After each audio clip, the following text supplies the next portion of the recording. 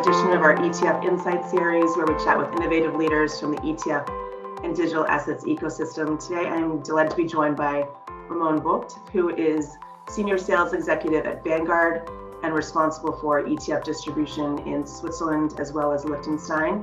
Ramon is joining us for a special series that we're doing in association with Vanguard, where we cover the nuances of ETF distribution across Europe. And today we'll be talking about Switzerland. So Ramon, it's great to have you here. Thank you very much. And as we know, obviously there's a lot of cultural differences in Europe, which is great. But in terms of investments, can you talk to us a little bit about the cultural investment differences or nuances for Switzerland versus maybe another market? Yeah, sure. Thanks for having me. I think first and foremost, I think we have a lot in common. When we look into Europe, we cover 5 key client groups. We cover the intermediated wholesales that for us are the banks and insurers that are packaging investment solutions for their clients.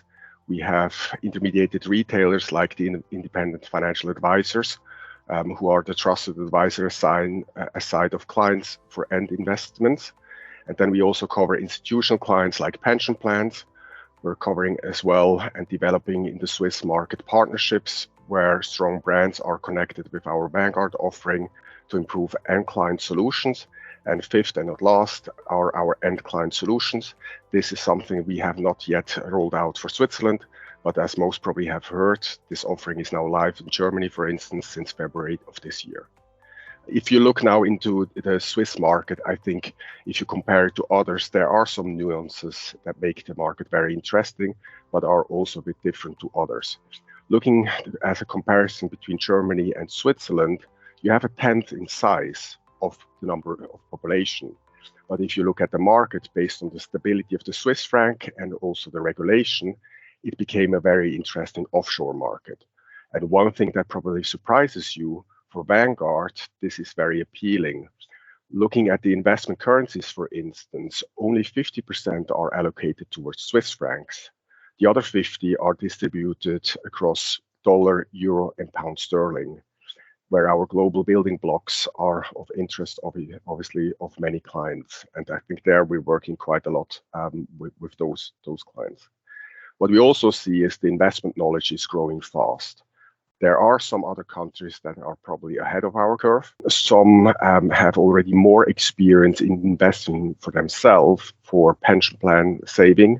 In Switzerland in the past, this was relying very heavily on the government, but also on the employer.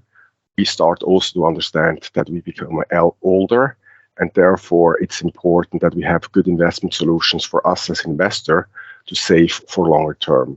And this is something where Vanguard plays very well with those needs. So what type of ETFs are resonating for those that are being used like in Switzerland? What are resonating most with investors? And are you seeing it more on the institutional side of usage or wealth management? I know retail usage is, you just explained, is a little bit lower, but what are you seeing in that area? I think we see demand across the range of the clients that I mentioned before. What we see certainly is the interest in broadly diversified investment building blocks. So those global aggregate, for instance, to call a product, but also the S&P 500 just based on the size of our particular product. And if you look into some more focused markets like emerging market building blocks, that's also a product that we have conversation in nearly every single client meeting. So we have a very focused range, call it roughly 30 ETFs in the European market.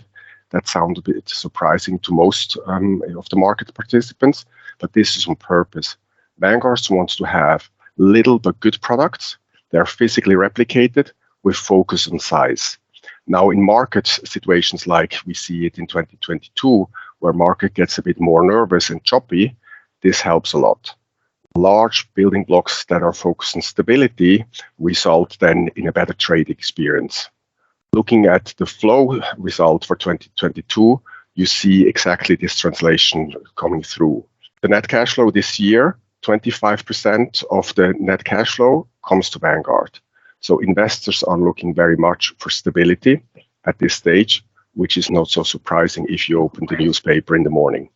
Yeah, no, absolutely. I don't very hard looking at the news right now, but so I totally understand that. So in terms of, obviously we're talking about retail, and retail clients are a big part of Vanguard. And are you seeing, there's been a lot of press about retail adoption here in Europe starting to grow more rapidly, which is great to see. What are you seeing in Switzerland? Do you think that there's kind of a trajectory there in terms of acceptance from retail? Is it more about the education that you said? I know, Vanguard helps out a lot with that in terms of retail investors. What are your thoughts on that, Ramon? If you compare it again to Germany, I think they are a bit ahead of the curve. The self-directed investment is something that flourished quite a bit. That's also just because of the ETF saving plans. This is something that resonates well, and it's also a simple investment solution for those end clients. Looking at the Swiss market, I think we have two hurdles to overcome. One is the big trust into the local banks. So most end clients go to the local banks. They tend to offer mandates or portfolio funds, so packaged solutions. The independent investment is growing, and I think there we're facing a bit of a technical issue. Sorry for getting a bit detailed here, but fractional trading is something that is totally accepted in the US and the UK. Germany is well on a path there that this is also starting to be normal. Switzerland is not there yet. Why is that important for ETF saving? Imagine a client wants to invest 100 Swiss francs every month into 6 ETFs, but each ETF costs 50 Swiss francs. It's not possible to implement a good model portfolio there. And there, if you have fractional trading, so if you can buy a half or a third of an ETF, that will help. The trend towards model portfolios, well-diversified building blocks, that will help. That end clients can do that. Do the Swiss clients not invest at this stage based on that reason? The answer is no. They react and go for simpler, even more broadly diversified solutions. And that's something that we observe then in the flows. Global aggregate, so the global bond investment block, is combined with a global stock investment block, either ETF or index fund. So with two solutions, you can have your balanced portfolio or whatever weighting you would like to have, and you don't need to go into nitty-gritty details of recalibrating many ETF positions. So simple is good in that regards for end clients, and the flow shows that clients have understood that there are benefits to that. Yeah, no, and I agree with the simple aspect, because I think especially for retail investors, if they're dipping their toe into ETFs and starting to learn about them, I mean, diving into a very complex product, especially if it's like a synthetic base or whatever, I'm just using that as an example, can be very hard to understand for some if they have been relying on their advisors for a while. So Ramon, this is so great. I really appreciate your insights, and this is given a really good, interesting look into the Swiss distribution market. And for those of you who are watching, you can watch this again on blackwatersearch.com. And thank you again to Vanguard and to Ramon for your participation in this series. Thank you for watching.